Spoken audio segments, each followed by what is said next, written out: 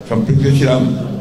আমাদের কাছে শহীদ আসাদ এই নামটি একটা অত্যন্ত ভালোবাসার নাম। আমাদের এটা একটা, আমরা যে সংগ্রাম করেছি, যে আন্দোলন করেছি, সেই সংগ্রাম আন্দোলন সবচেয়ে একটা অনুপ্রেরণার নাম। শহীদ আসাদ আমাদের ইতিহাসের একটা অবশ্যম্ভাবী একটি নাম, সংযুক্ত নাম। যতই পাঠ্যপুস্তকে নাম না থাকুক বা স্মরণ না করুক অন্য কেউ, কিন্তু শহীদ আসাদকে কেউ ইতিহাস থেকে বিচ্ছিন্ন করতে পারবে না। এই দেশের স্বাধীনতার আন্দোলন, সমাজকে বদলে দেবার যে আন্দোলন, যে সংগ্রাম, সেই সংগ্রামে আসাদ অবশ্যই অমর হয়ে থাকবেন ইতিহাসে।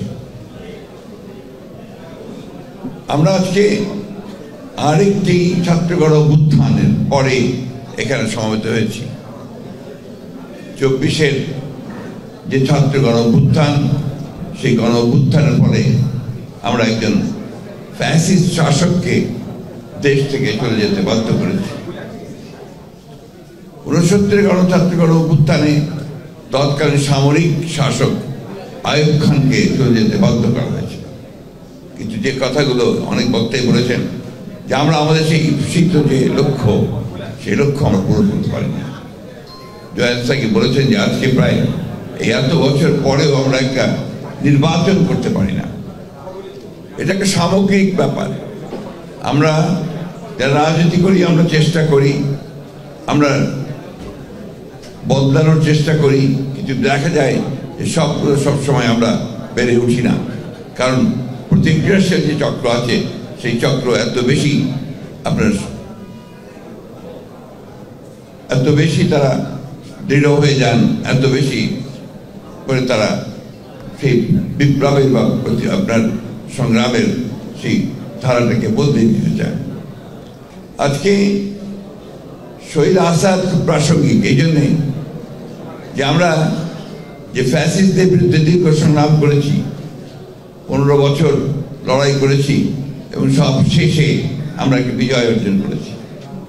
সেই বিজয়ের মধ্য দিয়ে আমরা সামনে যে দিনগুলোকে আশা করছি, প্রত্যাশা করছি, সেই দিনগুলো যেন আমাদের সেই স্বপ্নগুলোকে যারা প্রাণ দিয়েছে তাদের স্বপ্নগুলোকে যেন বাস্তবায়িত করতে পারে, এটা হচ্ছে আমাদের প্রত্যাশা।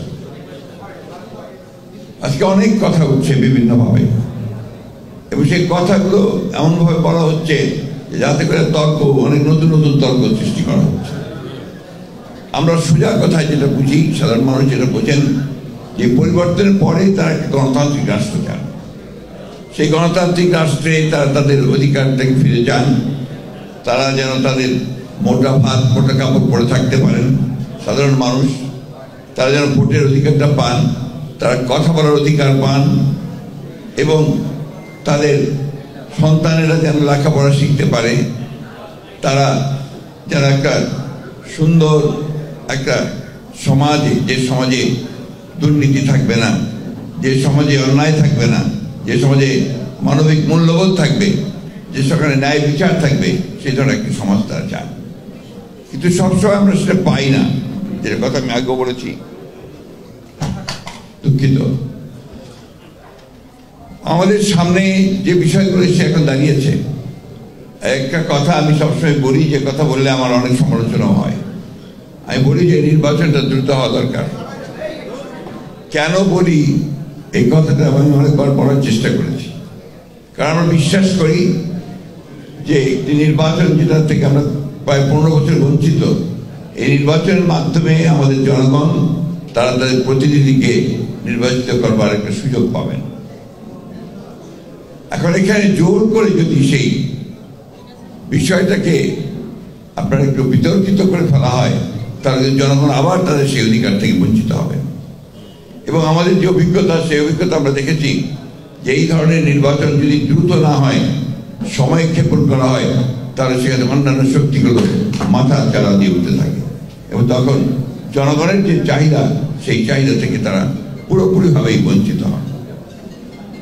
আমরা এই কথা বারবার বলতে চাই যে নির্বাচনে কে আসবে সেটা গুরুত্বপূর্ণ নয়, কিন্তু জনগণের অধিকারটা প্রতিষ্ঠিত হবে, সেটার জন্য কিন্তু আমরা লড়াই করেছি দীর্ঘ 15 বছর। আমি সেই কারণেই বলেছি যে এই সময়টা আমাদের দরকার। সত্যিকার অর্থেই আমরা বর্তমান যে অন্তর্বর্তীকালীন সরকার আছে সেই সরকারের কাছে আমাদের প্রত্যাশা অনেক। স্বাভাবিকভাবেই একটা ছাত্র গণ অভ্যুত্থানের পরে আমরা জনগণের প্রত্যাশা অনেক বেড়েছে, কিন্তু দুর্ভাগ্যজনক হলেও সত্য যে এখন পর্যন্ত সমাজের যে অবস্থা দাঁড়িয়েছে সেই অবস্থায় কিন্তু আমরা সেই ধরনের একটা ব্যবস্থা দেখে এখনো নিশ্চিত হতে পারছি না যে আমরা দেশের প্রত্যাশাগুলো পূরণ হবে। এখানে অনেক কথা আছে, প্রত্যেকটি রাজনৈতিক দলের বিভিন্ন রকম প্রোগ্রাম আছে, কর্মসূচি আছে, সেই কর্মসূচিগুলো নিয়ে তারা এগোতে চায়। কিন্তু একটা বিষয় কিন্তু সবাই একমত যে একটা নির্বাচন হওয়া দরকার। নির্বাচনটা শুধু একটা দলকে ক্ষমতায় বসানোর জন্য নয়, এই নির্বাচনটা যে গণতান্ত্রিক ব্যবস্থা দিয়ে যাওয়ার জন্য একটা পথ সৃষ্টি করা, একটা দরওয়াজা পার হওয়া। আজকে প্রশ্ন উঠছে যে সংস্কারগুলো সবগুলো করে আপনার নির্বাচনে যাওয়ার প্রশ্ন উঠছে, তাহলে কি আমরা 4-5 বছর ধরে অপেক্ষা করব, বা যতদিন সংস্কার সম্পূর্ণ হবে ততদিন ধরে অপেক্ষা করবে জনগণ যে তারা তাদের ভোটের অধিকার থেকে বঞ্চিত হবে?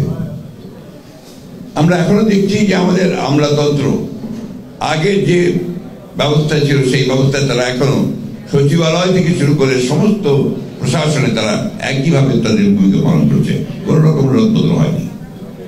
বিশ্ববিদ্যালয়গুলোতে লেখাপড়া প্রায় বন্ধ হয়ে গেছে, স্কুল কলেজগুলোতে সেই ধরনের লেখাপড়া হচ্ছে না, স্বাস্থ্য ব্যবস্থা প্রায় ভেঙে পড়েছে। এগুলো অতীত থেকেই এসছে, এখন সেগুলো কোনো পরিবর্তনের এত অল্প সময় সম্ভব নয়, কিন্তু আমরা সেই পরিবর্তনগুলো চাই।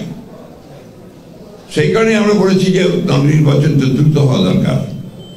নির্বাচন দ্রুত হলে যে দল ক্ষমতায় আসবে তার যে রাজনৈতিক যে কমিটমেন্ট পিপুল থাকবে, সেই কমিটমেন্টগুলো তারা পালন করার জন্য অবশ্যই দায়বদ্ধ থাকবে।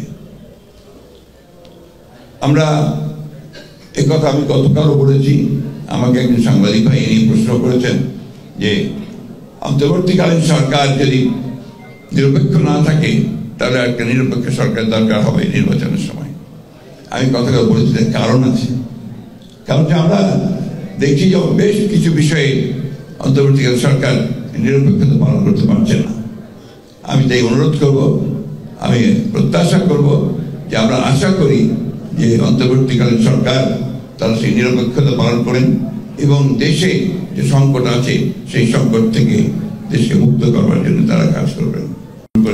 তারা আগে থেকে শুরু করে যে দান একটা সত্যিকার অর্থে গণতান্ত্রিক রাষ্ট্রের জন্য, সেটাকে যদি সত্যিকার অর্থেই আমাদের অর্থবহ করতে হয় তাহলে আমাদের যেটা প্রয়োজন হবে যে ন্যূনতম বিষয়গুলোতে আমাদের ঐক্যবদ্ধ হওয়া।